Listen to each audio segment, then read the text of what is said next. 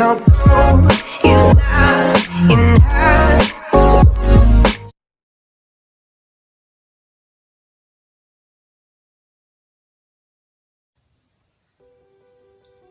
Assalamualaikum warahmatullahi wabarakatuh. Hai kamu, apa kabar? Semoga baik-baik saja ya. Meskipun saat ini kondisinya sedang tidak sesuai dengan apa yang kamu inginkan. Tapi percaya deh, semuanya akan berangsur membaik insya Allah. Setidaknya masih ada salah satu nikmat Allah yang bisa kita syukuri, yaitu nikmat hidup. Berbicara tentang hidup, Mary Riana pernah berkata bahwasannya hidup bukan hanya tentang pencapaian, tetapi lebih dari itu, hidup adalah soal makna.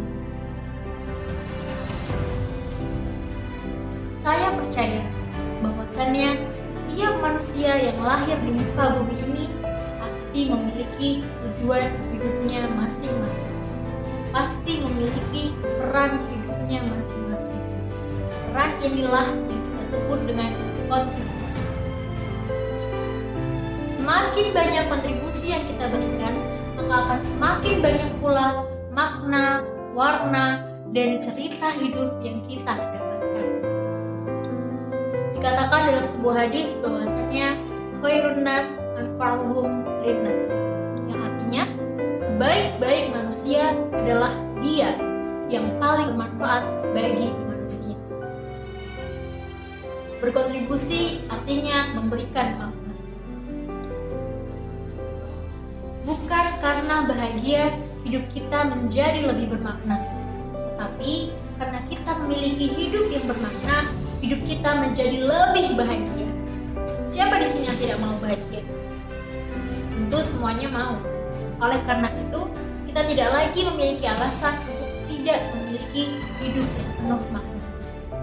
Dalam kesempatan kali ini, saya ingin berbagi mengenai 2 kunci hidup penuh makna yang terinspirasi dari sebuah buku karya Perlindungan Marpaung dengan judul Fulfilling. Kunci yang pertama adalah optimis. Di antara banyak sekali kemungkinan yang akan terjadi di masa depan, di antara banyak sekali ketidakpastian dan ketidaktahuan, mengapa tidak menjadikan optimis sebagai sebuah jawaban? Optimis berarti berpikir positif. Dan pikiran adalah doa, yang mana setiap doa akan dikabulkan oleh Allah.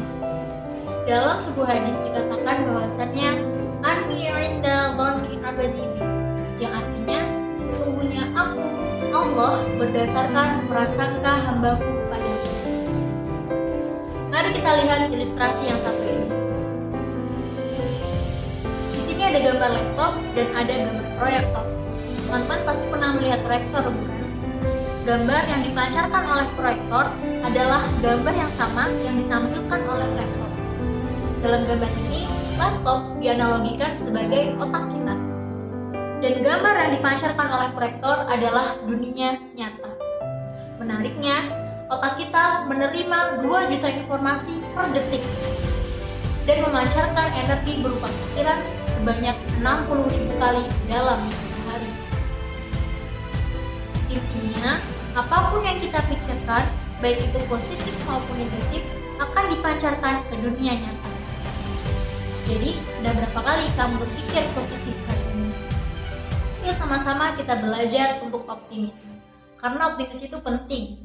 Bukan karena tidak ada rintangan kamu menjadi optimis, tetapi karena kamu optimis, kamu bisa menghadapi setiap rintangan yang ada. Kunci yang kedua yaitu berani. Kita sepakat bahwasannya hidup ini adalah tentang pilihan dan keputusan. Apapun yang kita putuskan hari ini akan mempengaruhi kehidupan kita di masa depan, akan menjadi investasi bagi kita di masa depan. Pertanyaannya, apakah kamu berani untuk mengambil keputusan besar dalam hidupmu? Bukan hidup bila tanpa rasa takut. Rasa takut itu wajar. Philip Becker berkata bahwa berani bukan tanpa rasa takut, tapi berani adalah kemampuan untuk menghadapi setiap rasa takut yang ada. Hari ini Indonesia tidak akan merdeka bila saat itu Insinyur Soekarno tidak berani memproklamirkan kemerdekaan Indonesia pada tanggal 17 Agustus 1945.